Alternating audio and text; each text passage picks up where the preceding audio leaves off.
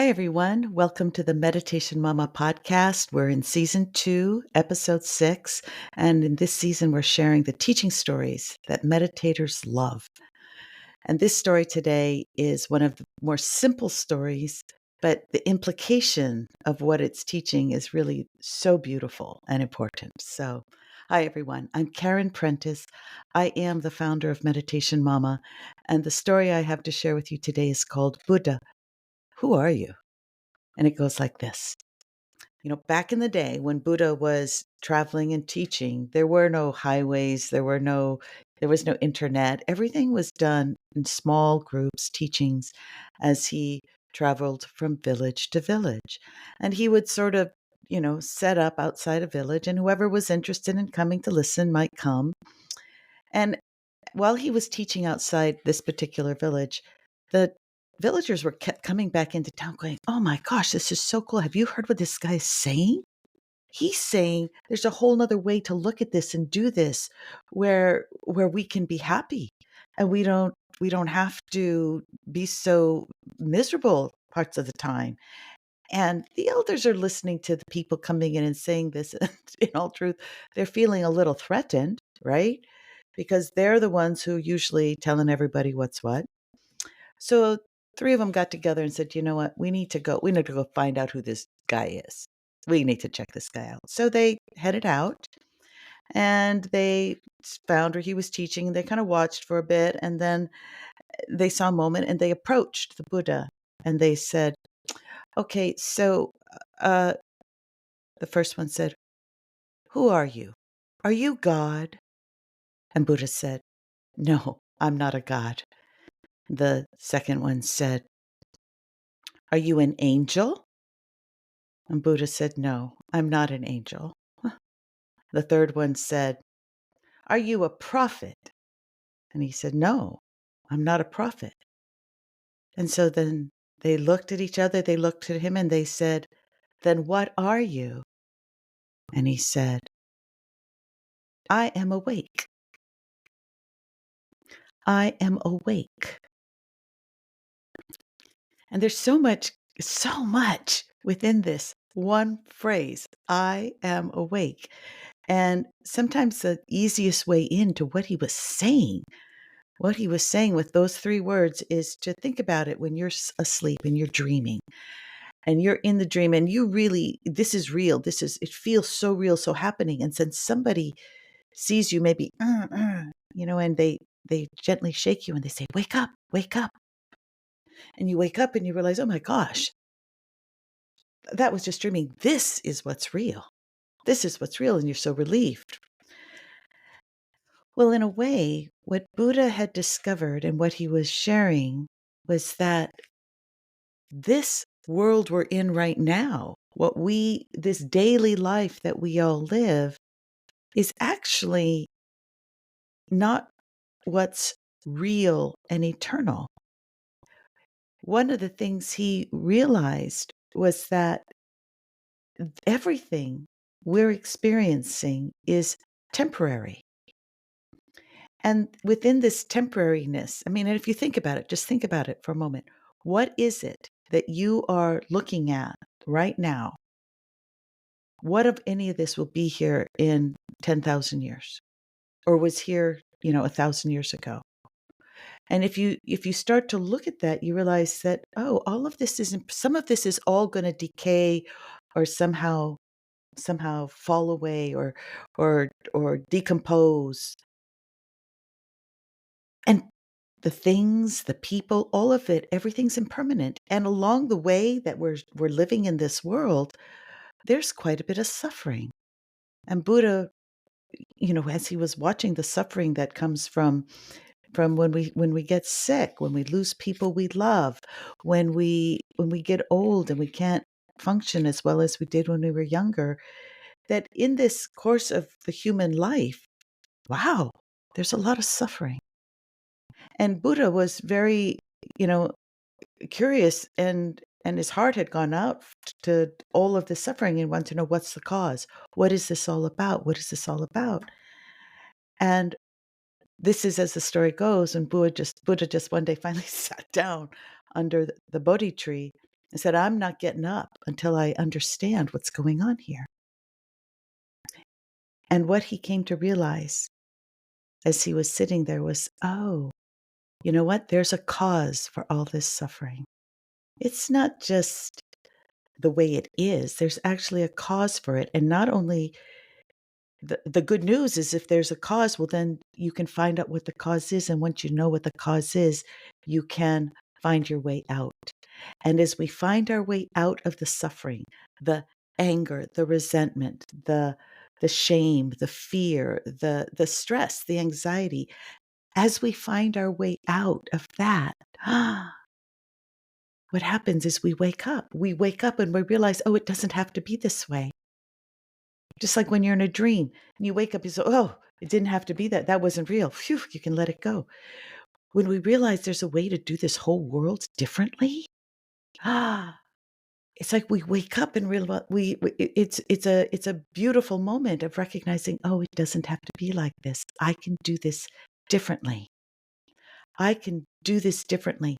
And what happens is when we begin to live as a meditator, where we recognize, okay, there's a cause for my fear. There's a cause for my anxiety, my stress, my irritation. We realize that as we release those things, as we learn how to move through those things, that what's there when those things aren't there is a real deep sense of just being aware of life as it is. We're aware, and in that awareness, there's a deep calm. And there's not only just a calm, there's a joy. And that joy holds a sense of real compassion for what other people are experiencing. And in all of it, there's a love. There's a love that comes through, that like undergirds all of the awareness of what is going on. And I don't know if that made a lot of sense. It's just kind of hard stuff to explain, but let's try it another way. Let's say, what if we think of this as Earth School? I know many of you have heard this before, right? But I think it's a really great way to approach it. This is Earth School. And what we've come to Earth School for is to learn how to, when somebody is angry at us, not to just immediately push back with more anger or implode with shame or despair. When somebody comes at us with accusation and judgment, that we can greet that accusation and judgment with equanimity. We don't implode or feel like there's something wrong with us. We learn how to let go of judgment that we place on others and that we place on ourselves. We let go of resistance to the way things are, and we learn to see things as they are. We let go of holding on to things. You know, there's a quote that from Rockefeller, the wealthy Rockefeller, when somebody was interviewing him and asked him, you know, how much wealth is enough? How much money is enough? And Rockefeller answered, "Hmm, just a little more, just a little more." And that's what Buddha discovered, realized was part of the cause of our suffering was we're attached to just a little bit more. We crave. We're greedy. I mean, those are big words, but it's like it's never quite enough. We always want a little bit more, and right there is a source of suffering. And what meditation is teaching us is to just show up, whew, right now, in this moment, not resisting what is, not being attached or craving more, just being present with what is, and learning how to use this earth school as an opportunity to recognize that there is what we might call the quality of our awareness.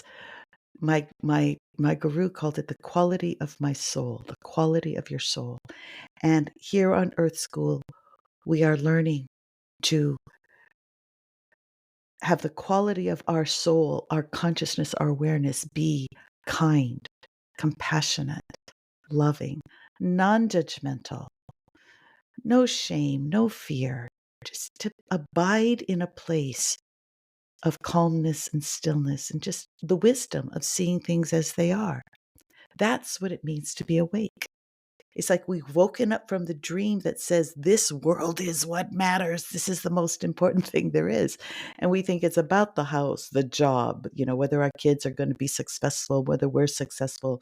We have these things called success. We have this measure of the shoulds and should nots. And what Buddha is telling us is, wait a minute, none of this is going to last. The only thing you're going to take with you is the quality of your awareness, your consciousness, as one might say, the quality of your soul. So let's take advantage. Let's wake up and let's recognize that there's a way through the unhappiness and the suffering. There's a way to being in the world where we can find calmness, equanimity, compassion, joy, and love. And when we do, this is in some way the best part of all, is that we're still here doing everything we're doing. It's like life is still life, but we're not miserable anymore.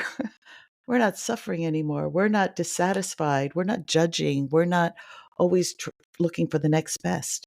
We're content right here, right now, with things as they are. As they are right now, we can be content. It doesn't have to be another way. It's called being happy now. We can be happy now. And so I'm going to close with this old adage, which you've heard, right? Is before enlightenment, chop wood, carry water. In other words, you do all the things you got to do. After enlightenment, chop wood, carry water. So after we realize this, we touch this place, we still live in this world, we still participate, but we participate from a place of deep joy and love and compassion. So that's the story of what are you, Buddha? Ah, I am awake. I've realized this world is temporary, and I've learned how to tap in to the part of me that is eternal. And that's what meditators learn, how to tap into the part of us that is eternal and filled with love and joy. Okay, I hope this made sense. I hope this was meaningful. And I hope you will join me on our next episode. And I wish all of you a most blessed week ahead. Thank you, everyone, for joining me. Thank you so much for listening.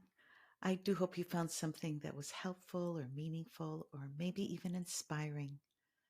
If you have any questions, please email me at podcast@meditationmama.com, and I'll be sure to answer them on one of our upcoming episodes. And in the meantime, let's all just take a moment to just let our attention drop into that heart center, and let's take this thought with us into the rest of our day, the rest of our week.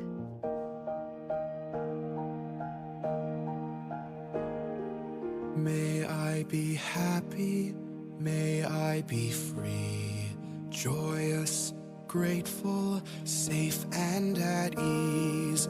May I live wisely, flowing downstream, row my boat gently and sing merrily.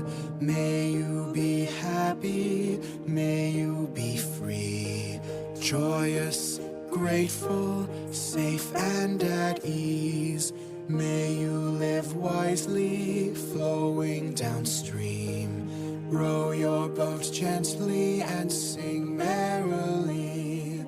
May all be happy, may they be free, joyous, grateful, safe and at ease. May they live wisely, flowing downstream, row their boats gently and sing merrily.